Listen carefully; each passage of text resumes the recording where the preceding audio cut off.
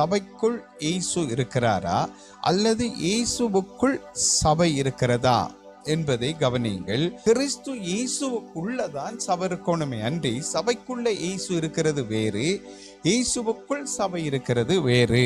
கிறிஸ்துவுக்குள் நாங்களும், எனக்குள் அல்லது நமக்குள் கிறிஸ்துவும். அதாவது தாயின் கருவில ஒரு குழந்தை இருக்கிறது என்று வைத்துக் கொள்ளுங்கள். இந்த குழந்தையின் விருப்பப்படி எதுவும் தாய் செய்ய முடியாது. அந்த குழந்தையின் விருப்பம் எதுவும் நடைபெறாது. குழந்தை கடைக்கு போக வேண்டும் என்று நினைத்தாலும் போக முடியாது. இந்த குழந்தை நல்லா இருக்க வேண்டும் என்பதற்காக குழந்தைக்குரிய சகல நன்மைக்குரிய காரியங்களை தாய் செய்வார்கள். இதுதான் கிறிஸ்துவுக்குள் நாம் வாழ்வதாகவும், அதாவது கிறிஸ்துவுக்குள் ஒரு ஊழியக்காரனோ ஒரு ஊழியக்காரியோ ஒரு விசுவாசியோ அல்லது எல்லாவற்றையும் சேர்த்து மொத்தமாய் சொல்லுவதானால், கிறிஸ்துவுக்குள் சபை இருந்தால் இப்படித்தான் இருக்கும்.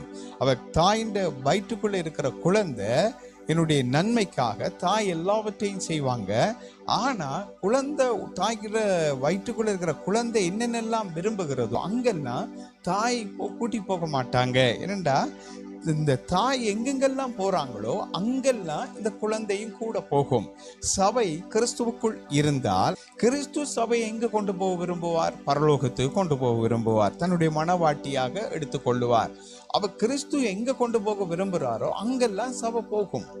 ஆனா சபைக்குள்ள கிறிஸ்து இருந்தால் சபை எங்கெல்லாம் போக விரும்புகிறதோ அங்கெல்லாம் கிறிஸ்துவும் போக வேண்டி வரும். கிறிஸ்து நமக்குள் வாழ்வது குறைவான வேத வசனம் தான் வேதத்தில் எழுதப்பட்டுள்ளது. கிறிஸ்துவுக்குள் நாம் வாழ்வது வேதத்தில் அதிக வசனம் எழுதப்பட்டுள்ளது. உதாரணமாக, இயேசு கிறிஸ்துவை சொந்த தெய்வமாய் நாங்கள் ஏற்றுக்கொள்ளும் போது, எங்கள் உள்ளத்துக்குள்ள இயேசுவை நீங்க வாருங்க என்று கூப்பிடும் போது இயேசு எங்களுக்குள்ள வருகிறார். அப்ப இயேசு எங்களுக்குள்ள வரும்போது நாங்க எங்க போனாலும் எங்களுக்குள்ள வந்த இயேசு எங்களோட தான் வர வேண்டும். ஆனா அவர் பெருகவும் நான் சிறுகவும் வேண்டும்.